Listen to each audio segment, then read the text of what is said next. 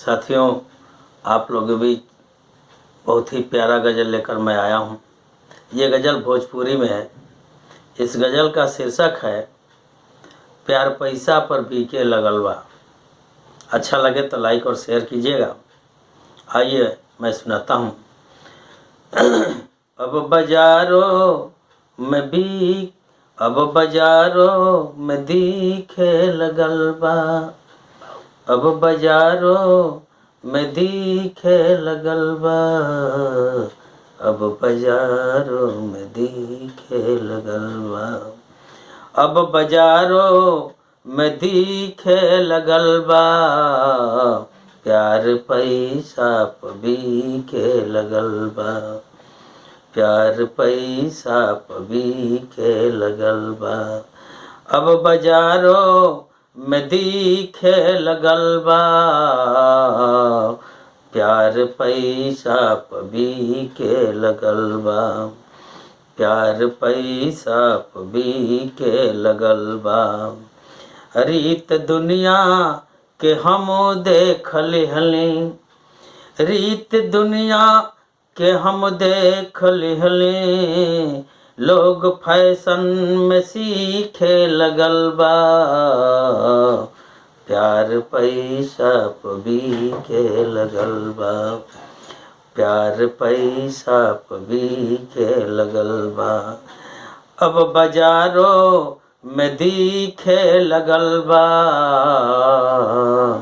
प्यार पैसा पर बिके लगल बा।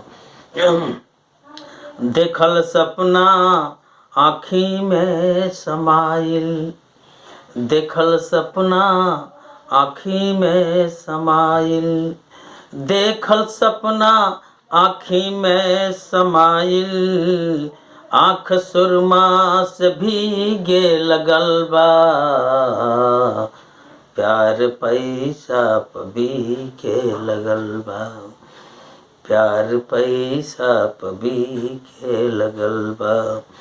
अब बाजारों में दिखे लगल बा। प्यार पैसा पर बिके लगल बा। प्यार पैसा पर बिके लगल बा। बात बिगड़ल त हमके बुझाइल। बात बिगड़ल त हमके बुझाइल। बात बिगड़ल त हमके बुझाइल। सजाओ कर भी मिले लगल बा। प्यार पैसा पर बिके लगल बा। प्यार पैसा पर बिके लगल बा। हवा ऐसन बहल चाहुओरी।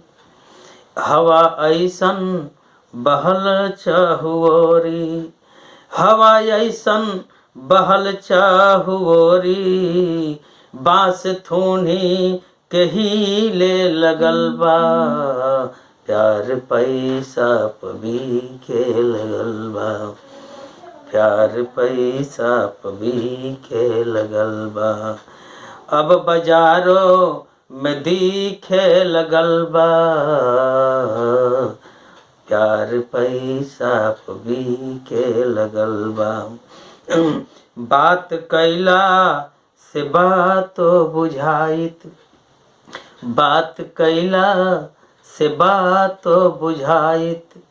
बात कैला से बातो बुझाइत। बात से बात छीले लगल बा। प्यार पैसा से बिके लगल बा। प्यार पैसा पर बिके लगल बा। अब बाजारों में दिखे लगल बा। प्यार पैसा पर बिके लगल बा। अंतिम पंक्ति बा भाई। बात उनमें सके बाट ऐसन। बात उनमें सके बाट ऐसन। बात उनमें सके बाट ऐसन। लोग अपने से गिरे लगल बा। प्यार पैसा पर बीखे लगल बा, प्यार पैसा पर बीखे लगल बा। अब बाजारों में दिखे लगल बा,